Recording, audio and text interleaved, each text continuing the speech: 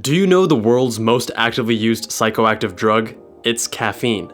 Coffee is a savior to many because of caffeine, its primary active ingredient.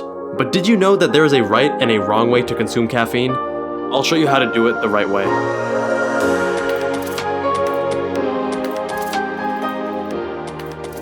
What's going on, guys? Jay from MedSchoolInsiders.com. One of the mechanisms the brain uses to modulate drowsiness is through molecules of adenosine, which bind to receptors in the brain. Adenosine concentrations rise as you consume ATP, so it makes sense that you feel tired later on in the day. More adenosine bound to receptors translates to more drowsiness. Caffeine comes in and competes for these receptors, and we call this competitive inhibition. If caffeine is in the adenosine receptor, then the adenosine molecules cannot bind, and therefore the drowsiness-inducing effects are reduced. Caffeine, like most drugs, is subject to the effects of tolerance. Now, caffeine acts on many more receptors than just adenosine receptors. When you repeatedly use caffeine on a regular basis, the body upregulates or downregulates these various receptors to maintain homeostasis.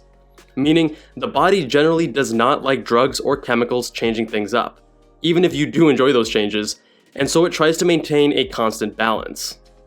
That's why when you use caffeine daily for several weeks or months, you will notice it no longer takes 1 cup to get you going, but now 2, and then 3, and if you miss a cup, now you have a headache. Caffeine also stimulates serotonin production, a neurotransmitter which regulates multiple things including mood, anger, aggression, satiety, and others. Therefore, caffeine withdrawal can lead to irritability, anxiety, and concentration difficulties. Now, there are 2 general ways of consuming caffeine that I will recommend. The first, only use caffeine occasionally. This prevents caffeine tolerance from even developing in the first place. This is what I personally do. I only use caffeine in situations where I truly need it, which is quite infrequent. The second is for those people who drink coffee daily, and you guys should cycle your caffeine. So what is caffeine cycling? Cycling caffeine means taking a brief period of stopping or tapering caffeine consumption to reduce tolerance. If you drink coffee or take caffeine tablets on a daily basis, then taking periodic breaks to recalibrate your brain receptors may benefit you. Giving your body a break from the drug allows the receptor changes in the brain to reset to their normal level. So who exactly should cycle their caffeine intake? Most students typically use caffeine for increased focus, but it is also commonly used for appetite suppression. Cycling is great for these purposes. However, if you use caffeine primarily to enhance performance during endurance exercise, or for the potential benefits such as Parkinson's or type 2 diabetes risk reduction, then cycling caffeine may not benefit you. So how do you actually cycle caffeine? The only way to undo tolerance is to cut back on your caffeine consumption for a period of time.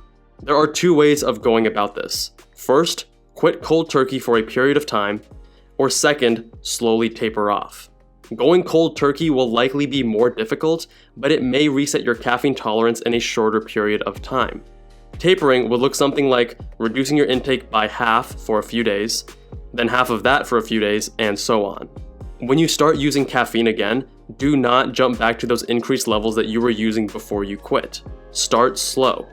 As you slowly ramp up your caffeine intake, the smaller doses will pack a punch in a way that they did not before. I cannot give you an exact schedule on how frequently to cycle your caffeine or for how long. Studies have shown that genetic factors play a large role in one's caffeine tolerance and withdrawal. A good starting point for your cycles is to go 1 to 2 weeks without caffeine consumption to reset your tolerance. As for how often to perform a full cycle, that will depend on your coffee drinking habits, tolerance, and other factors. So figure out what works best for you and let us know in the comments below. I would love to hear how you are using caffeine cycling. That is it for this video, guys. Thank you all so much for watching. If you liked the video, make sure you press that like button. New videos every week, so hit subscribe if you have not already, and I will see you guys in that next one.